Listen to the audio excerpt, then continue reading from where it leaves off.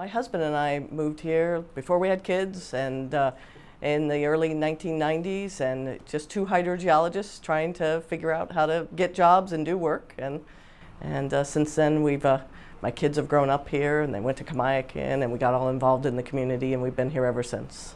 So one of the most interesting things I did in the very early part was everybody knew that the large groundwater plumes that were out there were from all the intentional discharges of waste that went to the ground, because there was like 340 billion gallons that went to the ground.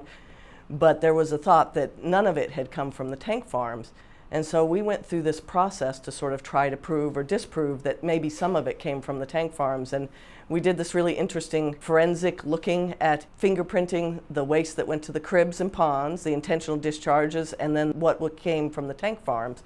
And you do that by looking at the ratios of different chemicals. And lo and behold, we found out that some of the waste and some of the plumes down there was actually fingerprinted to the tank farms. And so that was a big change, because people thought that the tank farms would never impact the groundwater. And I think people were surprised by it, but it really drove home the point that, so most of the waste is still in the tanks, right? 56 million gallons. So it really drove home the point that you needed to have a method to take care of the waste while it was still in the tanks, while you could still get to it before it got to the environment. My son's a cross-country runner, and he runs really long distances. And what I've learned from that is the most important part of the race is the last part of it, but it's the hardest. It's when you're the most tired and when you want to quit.